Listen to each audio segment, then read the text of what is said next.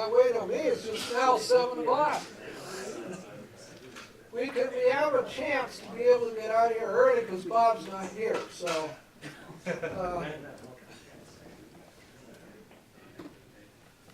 Okay, this is the March Aero Club safety meeting for October 2016. And I'm Roger Band, the safety officer. And sitting in the back row is our chief pilot. He will be up here talking in a couple of minutes. And Bob, the Air Club manager, he's in Colorado Springs right now with our commander, looking to see how they operate stuff. Welcome to the club, and we'll go ahead and get moving here. And the first thing we do is that we introduce new people, okay? Since I don't have my glasses on, I can't tell who's new and who's not.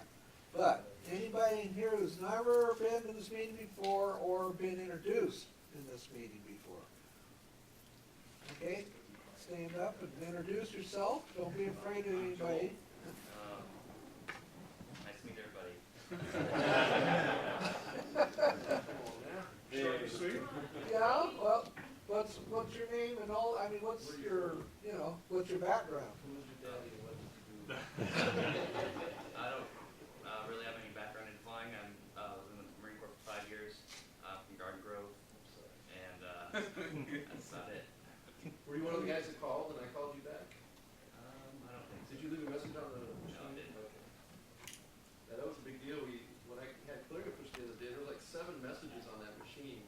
You were here? Exactly. Yes, he was. There were 7 messages on that machine, and it's like you wondered if any of these guys had ever been called back. There was no notes on any of their numbers, and I called a couple of them, and a couple of them called me back and said, "Yeah, nobody ever called me. Thanks." It's been like 2 weeks since they called me.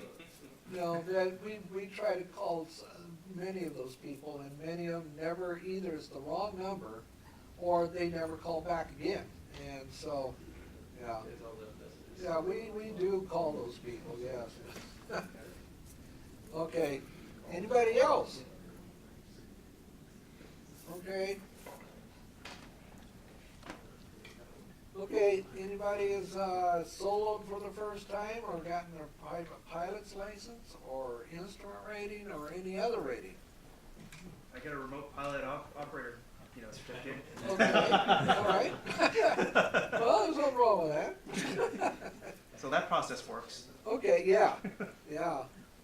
Yeah, I got in the Civil Air Patrol, we had a guy that brought in a bunch of, brought some stuff in on that, and it was kind of fascinating. Okay, anybody else? That includes Air Force stuff. I don't know. Bill, you haven't had a check ride lately, have you? Nothing? Okay. All right, experiences. This is where we talk about experience. Anybody that's had something going on that was interesting about their flight. It could range from anything from you crashing an airplane to keeping from crashing an airplane to watching another airplane do something in front of them. Where's George? I saw George come in here. He always has something. I got 2 successful go-arounds that were long. Okay, well, that's good. Right? Yeah. Bravo. Okay, well, obviously nobody's been doing anything, have they? No. Okay. We have no Aero Club manager tonight. However, we do have our chief pilot, John Law, if he has something to say. And gee, thanks. Okay, and then we're going to quickly run through SOPs, and then I got a headache. Okay, before I go any further, is there anything that anybody else has to say? Like, Bill, do you have anything that you want to talk about tonight? Huh? No. Okay. Anybody else? Who else? What have we got? George, you have anything to add to our being an airport You manager? already know about the other incident down at Fallbrook. You already know about that. Kind of, yeah. Not everybody does. Well, you know about it, so you Yeah, I do. still allowed patrol. Yeah, we had a Civil Air Patrol plane come in and they sort of kind of ran off the end of the runway and flipped the airplane upside down. Sort of, kind of. Yeah, sort of kind of. And, it broke the airplane in half just about, so, you know, it ruined a perfectly good 182. So, it was not a fun deal. Okay, anybody else has anything to share before I move on? Do you have anything, anybody? Got any feedback from Eric? Brian? Okay. Hi, I'm Brian from Air Traffic. You're a friendly controller. Just read your notams because there's a lot of them. If you notice procedural notams, a lot of changes, about a page and a half. So make sure you check those. Some interesting reading. I don't know if I think it was a Hawker that went down in Akron last year about in November. Has anybody seen the update on that? The NTSB released a report, really good, interesting.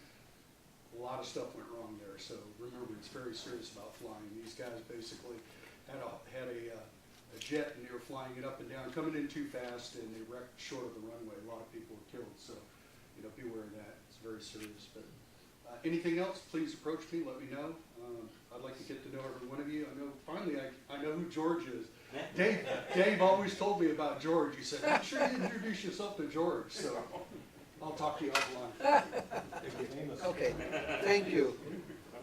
And, let's see, yeah, We're coming in landing on 182, and when we landed, it sounded like a bucket of glass rattling around in the back of the plane.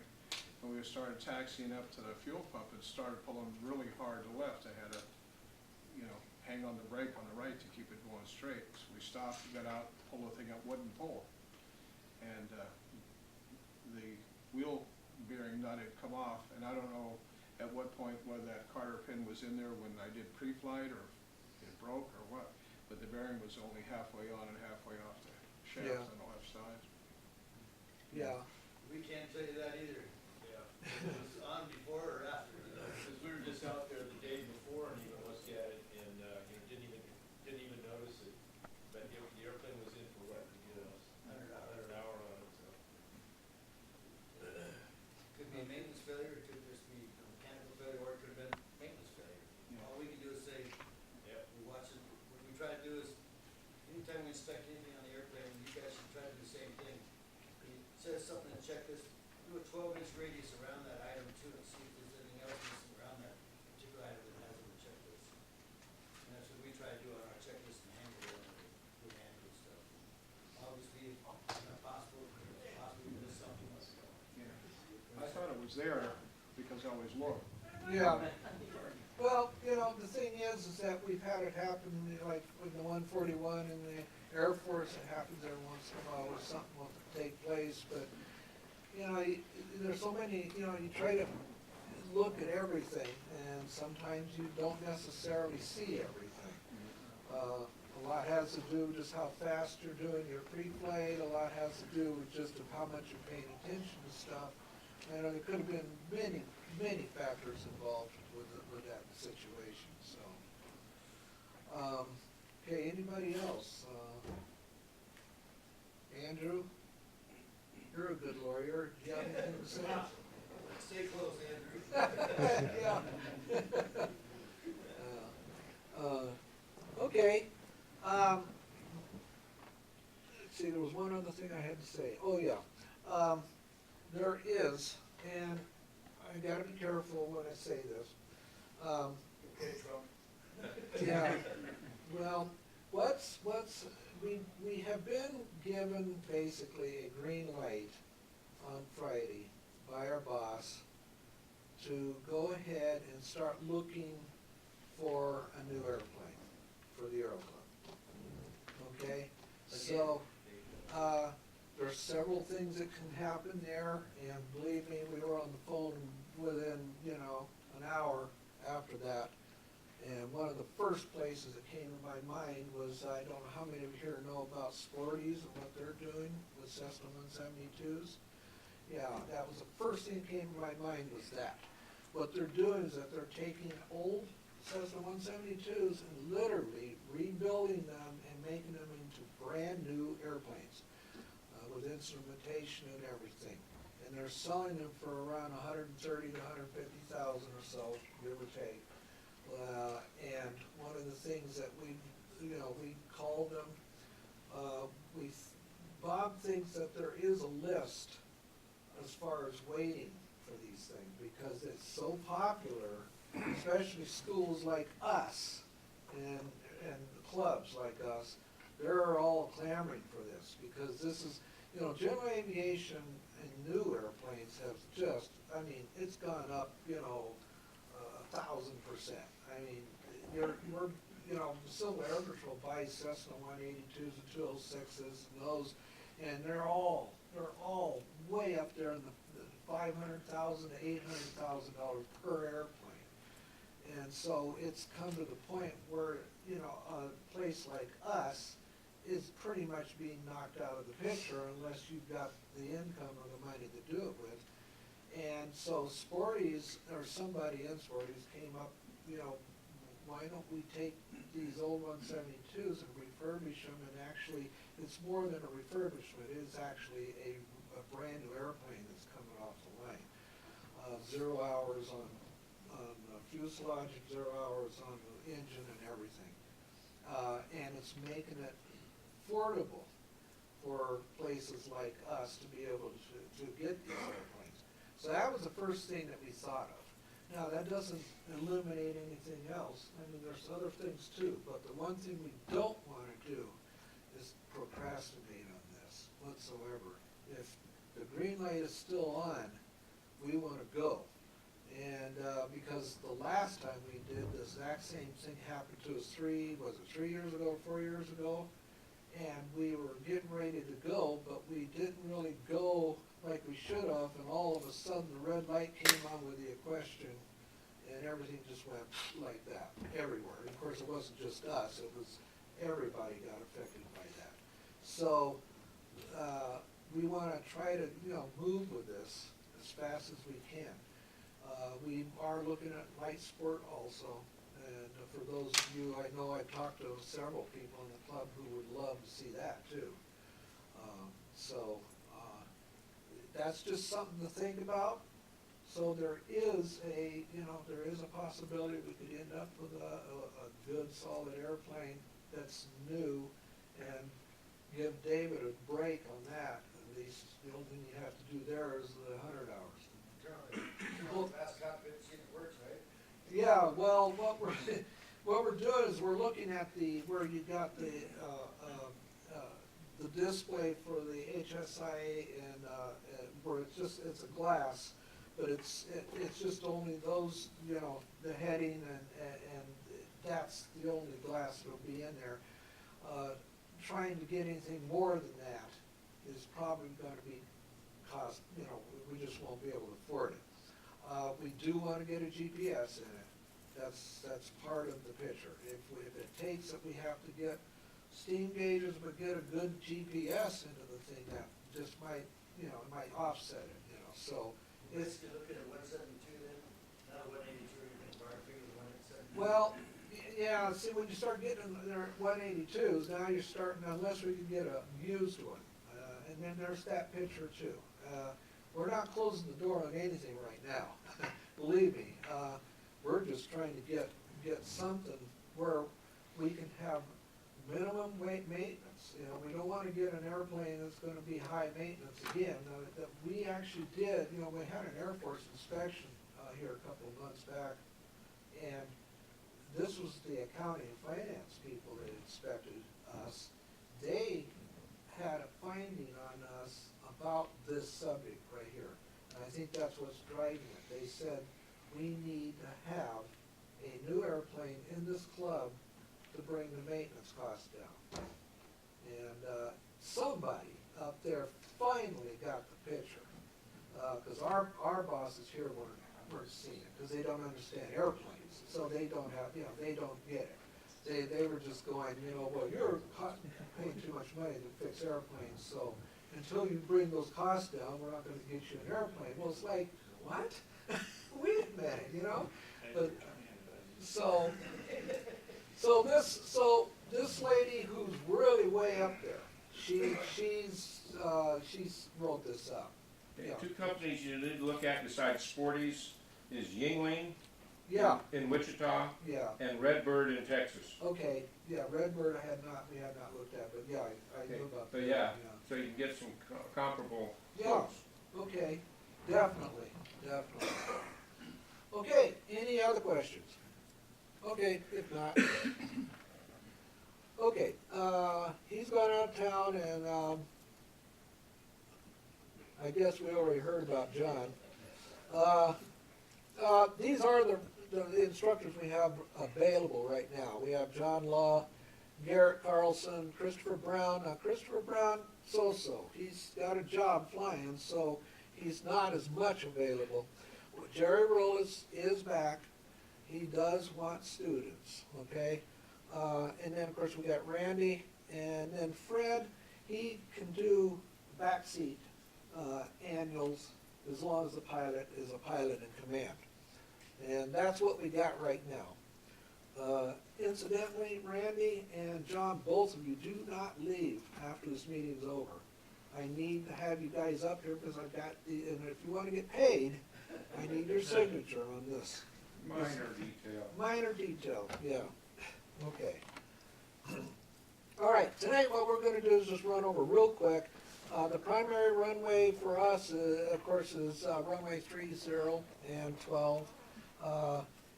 It's, in this SOP, it just talks about 30, the pilot will be it's the pilot's responsibility to inform the control tower when the wind will not allow the runway 30 departure.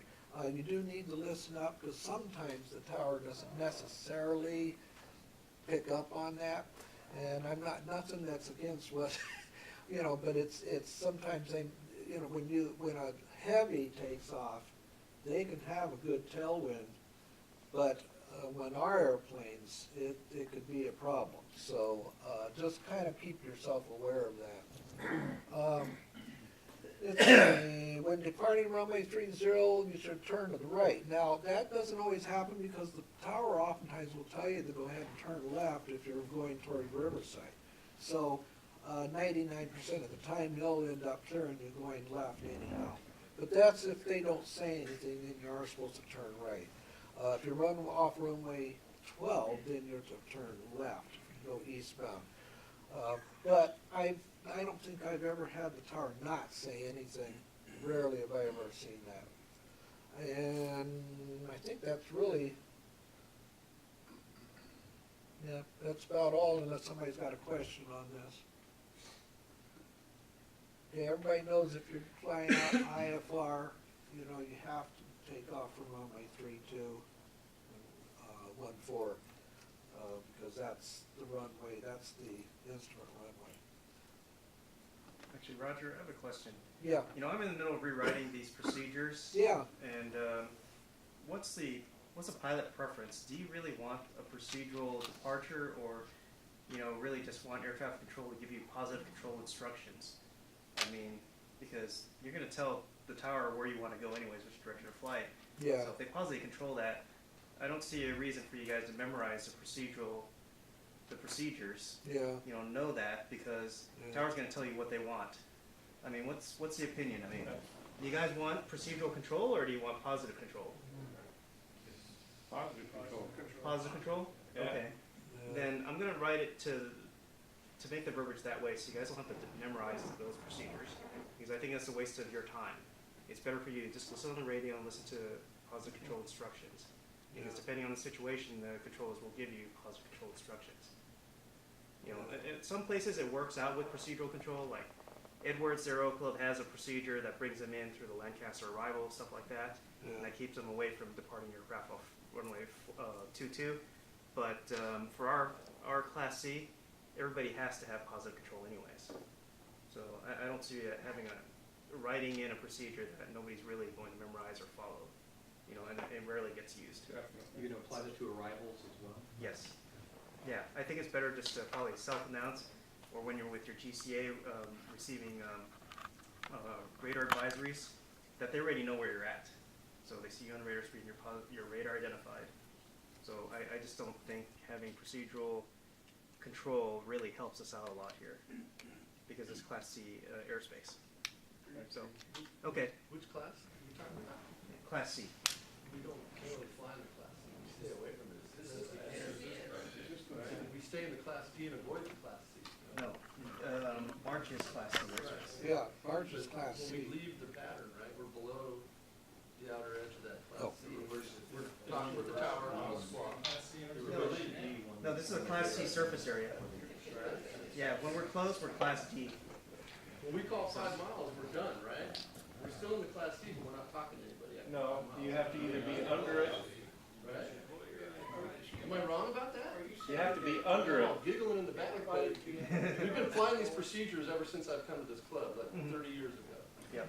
So it's been procedural for the whole time I've been here. Mhm.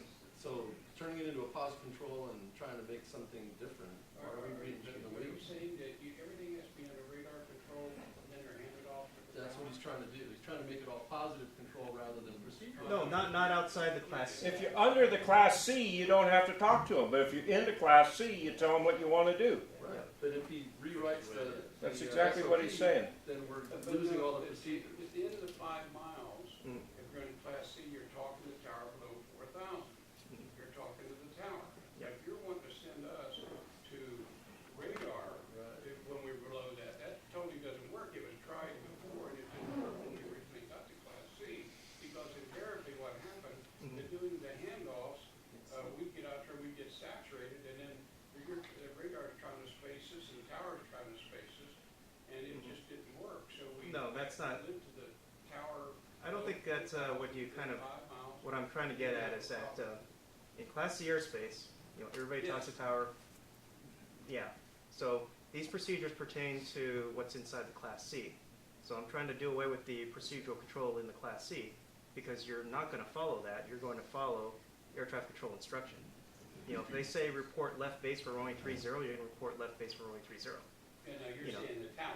The tower is, yes. Right. Now, as far as the GCA is concerned, if you are south of the field or southeast of the field where the GCA does control airspace and you're in Class E airspace and you're receiving radar advisories, as a courtesy, the tower or the GCA will provide that information to tower, but you're not positively controlled because you're receiving radar advisory, not radar advisory, but radar advisory services. There's no positive control there at all.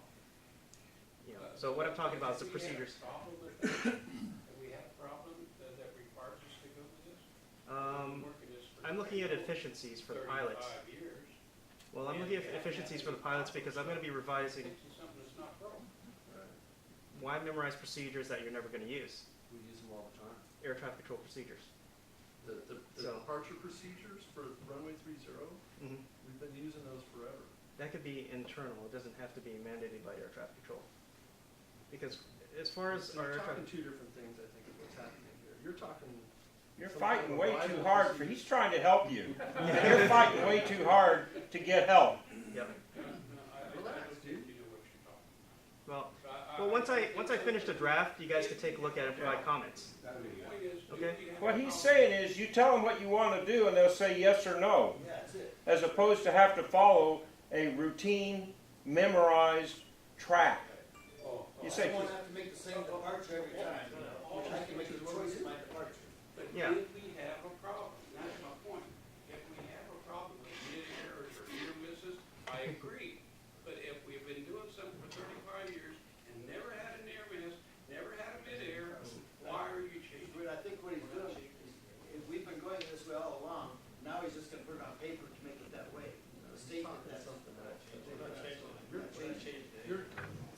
You're talking two different things. Our VFR departure procedures and arrival procedures for 3012 are What did we arrival ask from the for? west. Mhm. We report flat top, and we have to request an early turn or an early turn across the other runway, right? Mhm. So we're supposed to fly around 32, try to get around it to get to 30, or we can ask for an early pattern or a short pattern and cut the corner at like taxiway alpha and make our turn to get to base, to get to final for 30. So that's our procedures we've been flying. But Mhm. these are VFR procedures. I think you're talking actual Class C procedures that are something different that we generally don't even know about because we don't do any of that stuff. We generally don't talk to radar if we can avoid it. Mhm. I mean, I never do. See, we say no Class C. Question is, why do you ever have to go to flat top if he doesn't want you to? He just says, report left base. You go to left base, you don't have to hit flat You top. still have to report flat top to the park. You still have to report flat top to a All park. the power he lets you do it. He's got you on radar. He knows if there's other traffic that you're going to conflict with. I don't think he's saying contact radar. Flat He's top, saying he contact never once towers. said contact You're, radar. you're confusing the issue. Flat top and Joe Bob and all those are just the Yeah. aero club reporting points if we want to use them. Right. We can call in from Tully Green and say, I'd like to get a left base, go down 60 freeway and do a 45 into 30 for. And Tower's been terribly cooperative. Yes. They really have. They really have. As an example, excuse me, on your departure, when you get airborne off the 3-0, when you do your parallel to 3-2, go past the fuel tanks, wouldn't it be easier if we could just tell you to proceed on course and let you go? That's basically what it is. That's basically what it is. Okay? Instead of sitting there and saying, okay, I've got to do this and this, we can actually expedite your departure and your arrival. That's all it is. And as far as the Class C, you have to have an operational transponder and two-way communication with air traffic control to proceed in anyway. Which we do. Right, exactly. But our procedure right now is, so at east departure, we fly down Alessandro. Mhm. At west departure, we fly to Flat Top. At north departure, we go to Zoles. Yes. South departure, we just kind of go south and avoid Paris. I don't know what the reporting point is down there, but, because I've never really gone that way, but those are our procedures, and we still talk to Tower, we still squawk. What if you But just we're cleared out- to we're clear not the in- area? What if you don't have to go to that point to get out of the area? What if you can be cleared on course after takeoff? Well, you might as well file IFR and then talk to Rare the whole time. You can do that too. This is what he's saying. But that's what I'm There's saying. been plenty of times. Making up these stuff. Okay, this is what he's saying. There's been plenty of times where I've taken off at 3-0 and they said, you may make your right turn now. So I don't have to go all the way out. I can actually turn over the airfield and continue on eastbound wherever I'm going.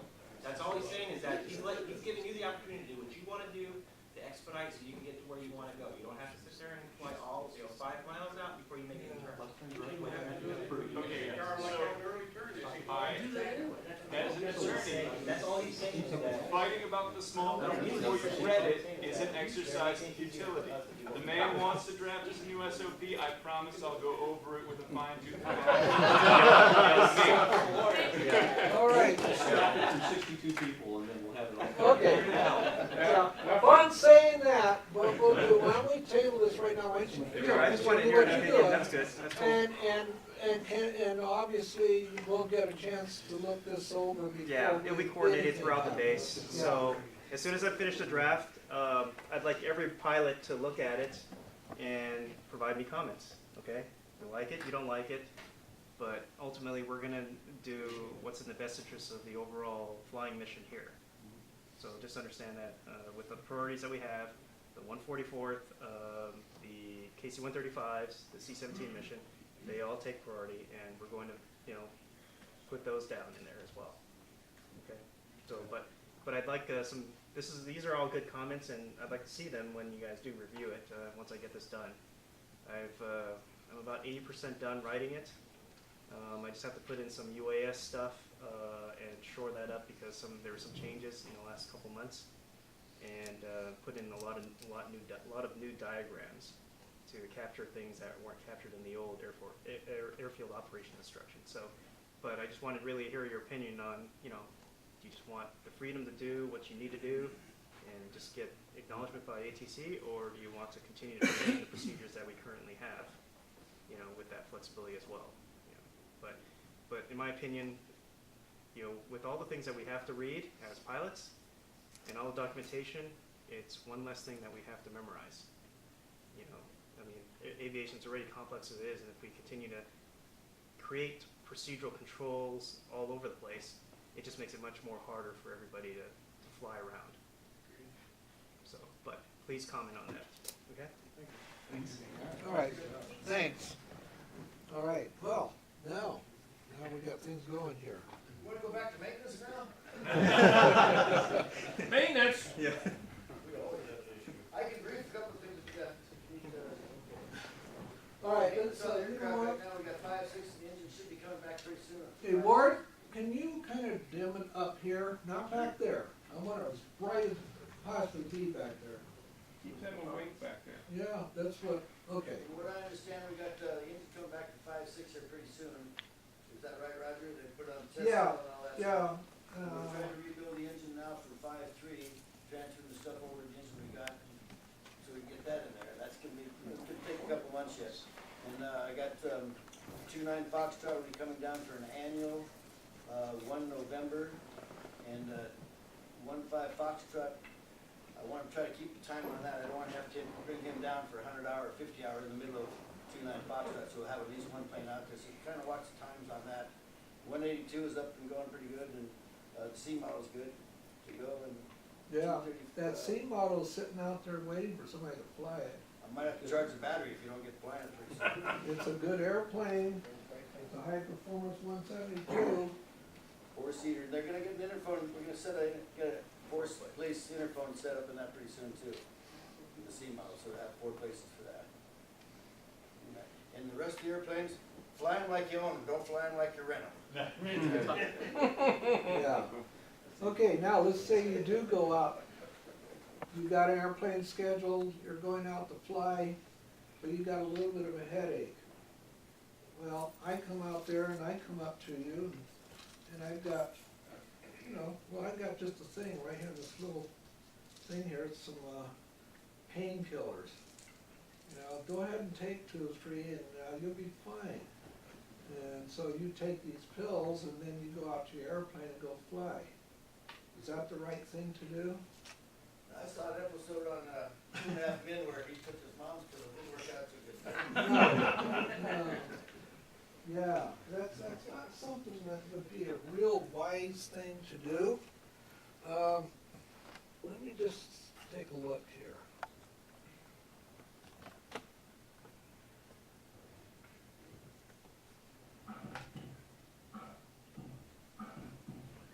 The name's Jack, and I'm a patient in participation, talking to you about safe medication. Listen up, fellow patients. This is your information. We have CPSI and ISMP, epic dudes and the vibes of safety. A clear shoulder for responsibility. Ask, listen, talk, and do the safe man's walk. Check it out. Ask about medication is important for you and me. The doctor professor scripts that I plan to read and see. The labels who are trying to be added carefully. The pharmacist checks out are all abbreviate. So boo-boos are made for everybody's sake. Meds are cross-checked with reconciliation to make sure it's your right medication. Ask, listen, talk, and do the safe meds walk. Check it out. The nurse does 8 rights and was part of the safe planning through the patient ID, give sure I am who I am. No second, last 6 are drugs that sound alike. And if given by mistake or flex, they might spike. So need your dedication, know your medication. Ask, listen, talk, and do the safe meds walk. Check it out. So whether you're a patient in the hospital or community, and about your medication, take each opportunity. Don't forget, maximum to be dated on the card. Anytime you need to know them, it won't be very hard. Ask, listen, talk, and do the safe meds walk.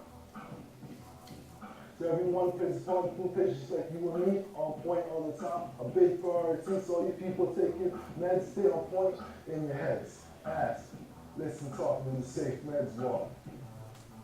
I ask you today to actively take part, and the answer with a yes would make you a great start. Listen to responses about your medication, and keep talking about your meds without hesitation. Check your medication, and be your own hero. Keep medication problems and nothing but a zero. Ask, listen, talk, and do the safe meds walk. Stay on your meds.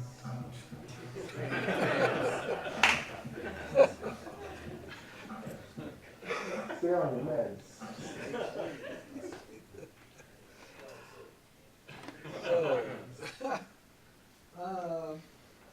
Actually, even though that didn't pertain to flying, it still did in a lot of ways, because that's one of the things. How many here are on prescription drugs that's been okayed by the FAA?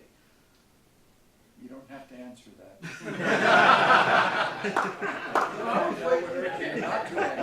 I was waiting for the lawyer. Advice of counsel, right? The doctor has spoken. Well, how many has not been okay by the FAA? Don't have to answer that That's either. the question. Everybody knows that the FAA, that one of the things that they look at is that it's the drugs that you take, not necessarily the condition that you're taking the drugs for. You know, we've had some people in the past that's had cancer, and the cancer is not what got them grounded, it was the meds they were taking and the treatment they were getting, and then, of course, it got okay, so they actually were able to fly. But, you know, most of this is just pretty much common sense, and basically all I'm doing here is just highlighting it. The little thing I talked about right there at the beginning about taking a headache pill of some kind, I mean, that's, you know, you gotta use your head. And I know in the Air Force, for a long time, when I was first started flying, you could not even take aspirin unless it was given to you by a flight surgeon. And then sometime, I think it was right around about 99, 2000, they came down and said, okay, it was okay to take aspirin without having to see the flight surgeon. And so they started changing some of that. But when you're flying, you know, one of the things you just want to do is, you know, what is the consequences of the medication that you're taking? And one of the things you don't want to do is, even though you looked it up and saw that the medication is okay to fly with, but then start taking it, you know, first off, you got to get it okayed, and then, but you don't want to be jumping in the airplane and flying, especially if you're going up any altitudes, because a lot of these meds are altitude sensitive. So one of the things that this is talking about here, if you take a medicine and it wears off, like for instance, if you're taking a medicine that you're doing it on your own, and so it makes you quote unquote a safe pilot, but then it wears off and now all of a sudden you become an unsafe pilot. There are so many factors that are involved with meds that you could get yourself in a situation that just could end up getting you in big time trouble.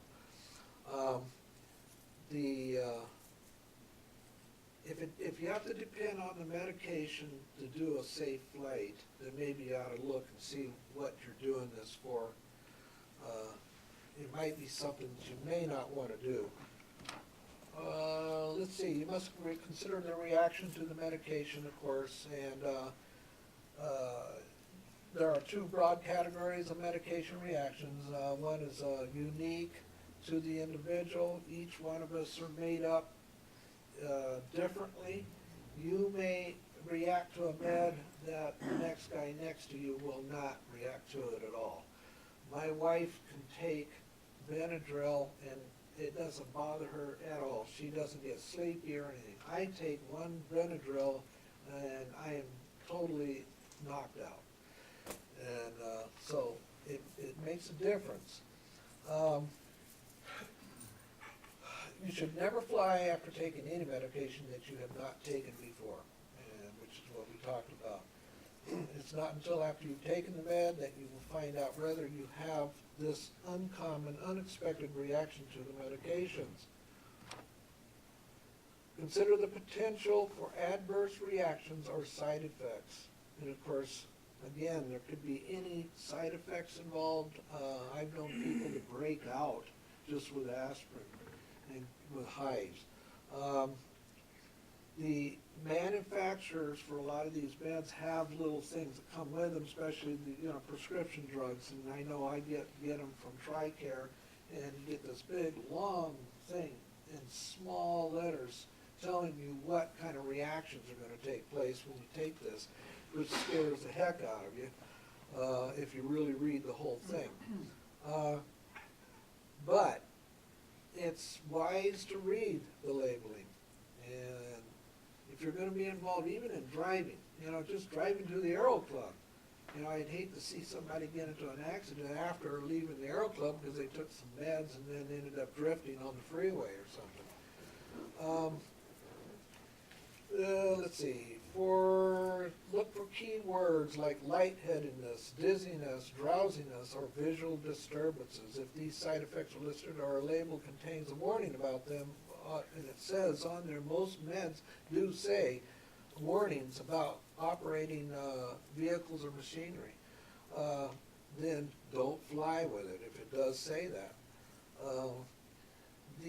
A lot of your, there's been a couple of times where we, in the 141, when we picked up people from different places like Kwajalein Island and stuff, there was one time where we picked up this guy who, it was a mental case of some kind. And one of the things they said was, do not give him a certain medication. Because if you do, this guy could tear the airplane apart. Well, our loadmasters weren't real happy with that. Neither were we up front, but it was kind of like, you know, wow, okay. Medications can really make a difference in the personality of an individual.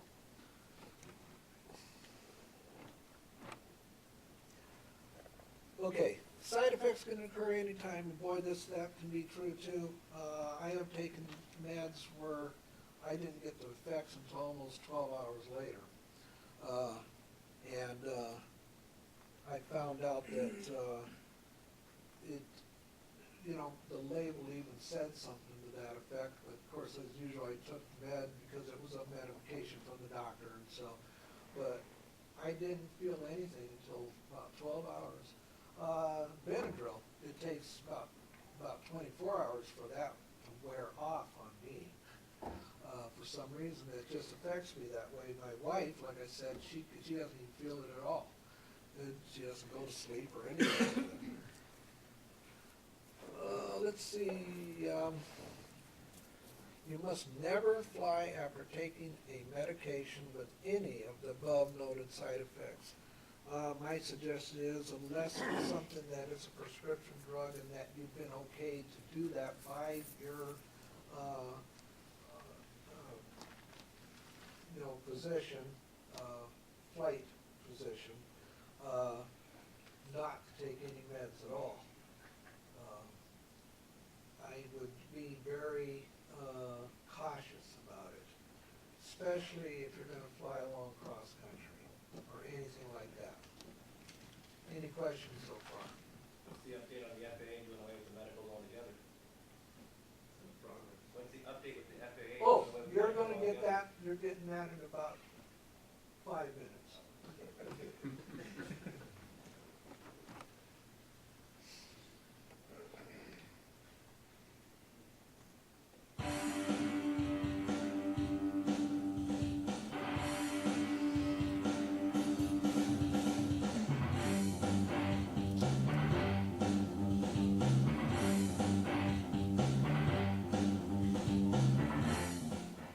The stuff you eat and drink affects your performance, your mood, and your safety all day long. Jerry was a good worker. He knew everything about his job. He got along with everybody. He was always on time and was dependable and reliable. He was also the worst worker the company ever had. He was the only one who killed 2 of his co-workers.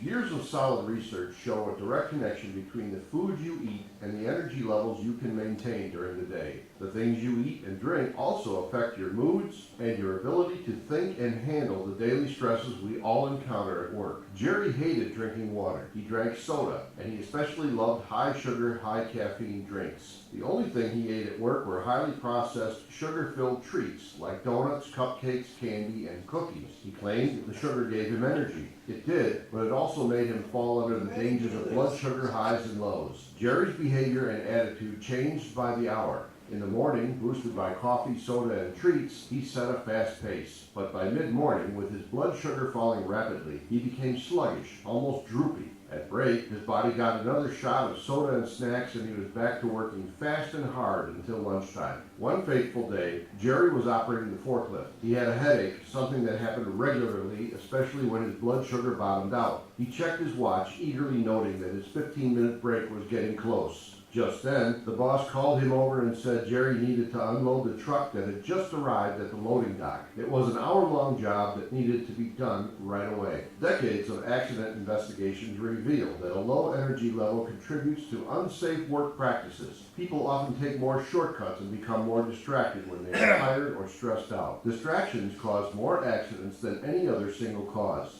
Jerry was determined to shave time off this job and get to the break room. He shot in and out of the truck, quickly moving pallet after pallet. His mind focused more on the food and drinks he was missing, urging him along faster and faster. And the investigation showed that's why he killed a father of 3 and another man who was retiring in a month. With a heavy pallet on his forks, Jerry plunged down the aisle, swiftly turned and raised the load, and shoved it into place. As the machine jumped ahead, his foot slipped off the brake and the load struck the sack, causing them to fall onto the 2 men who were working in the next aisle, crushing them both to death. Your body and your brain are complex and incredible pieces of machinery. Everything you eat and drink affects how they work. No matter what job you are doing, treat them right to make sure that everyone goes home safe and healthy at the end of the day. Thanks for watching and have a safe day.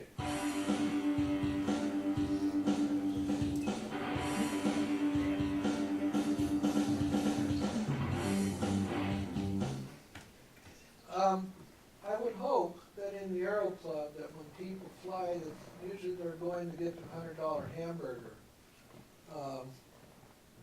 But sometimes that isn't always the case. In the Air Force, Bill and I flew together, and there's many times where we flew for many hours. And you would try to take food along with you, but I'll tell you, by the end of a 20-hour day, you're out there and you're tired and low sugar level and no food in your stomach, and it can get to you. General aviation, most of us here are flying for fun, and so really there's no flight that you should be able to take where you haven't eaten correctly, or at least got something in your stomach. I know the flight instructors, of course, get fed by the students all the time when they take them out to Catalina and those places, and I know Garrett comes back, like, full. But take note of this. It's extremely important. So and then if you combine that with if you're on meds, boy, you're in big trouble. Okay, one more.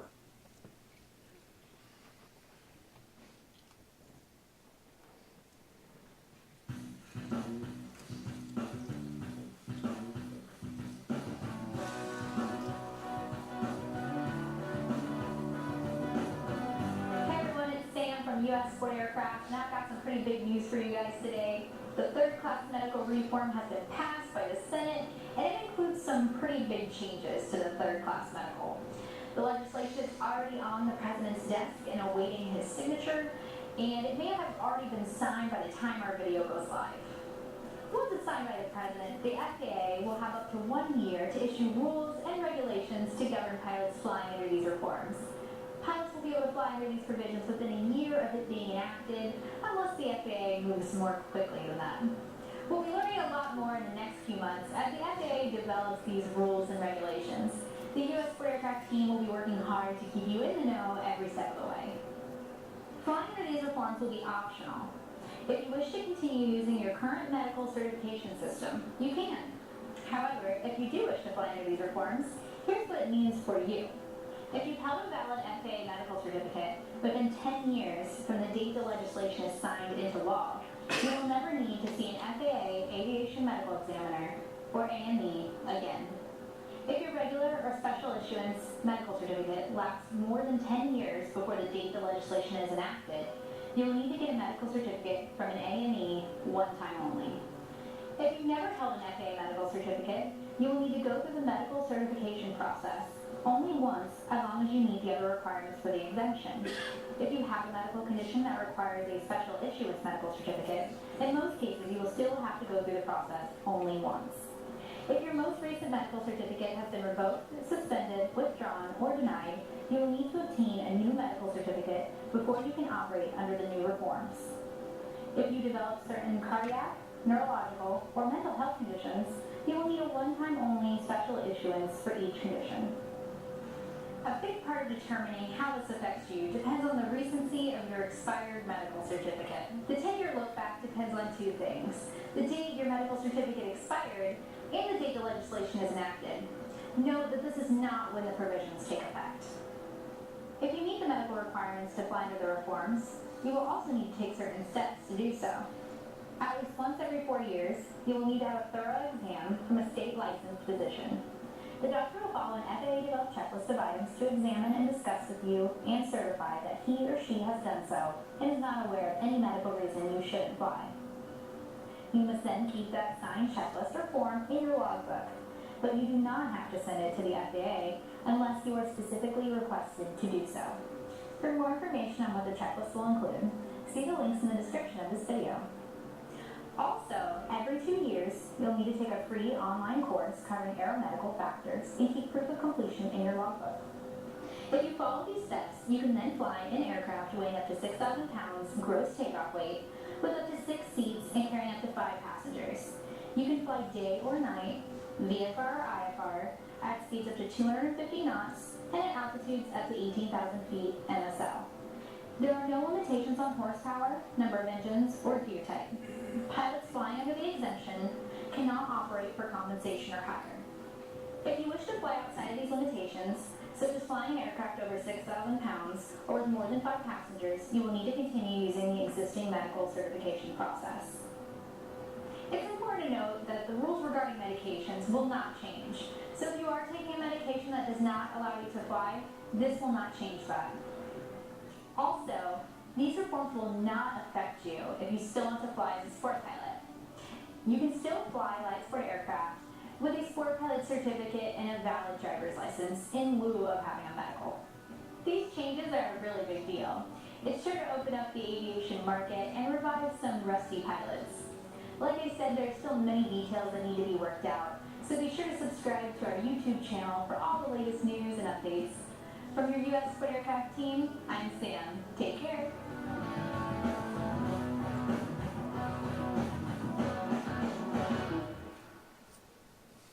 I believe it's July. Is it June or July? The legislation was signed July 15th, which means they have 1 year, July 15th, 2017, to promulgate rules and regulations for operations under that section. Okay. I like that. Yeah.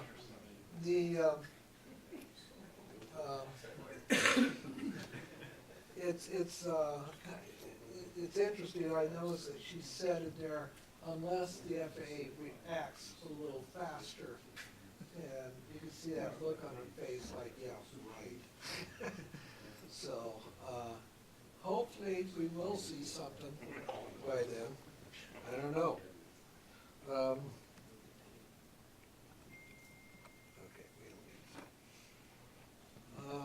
any questions? Anybody want to volunteer to come up here and teach next week? I mean, next month? Oh, George, you want to? Yeah, Lee and I are gonna help, keep burning burgers and wings down at my hangar on the 29th, Saturday from about 11 or so until in the afternoon, and if you have questions, I think I got an email from Rich about where the AWAS is. Yeah. It's that fenced in area there by the run-up area, the runway 18, and that row of hangars there, 8, 9, and 10. And you can call me with any questions. If anyone wants to drive, you can call me and I'll let you know how to get in. It's on the 29th.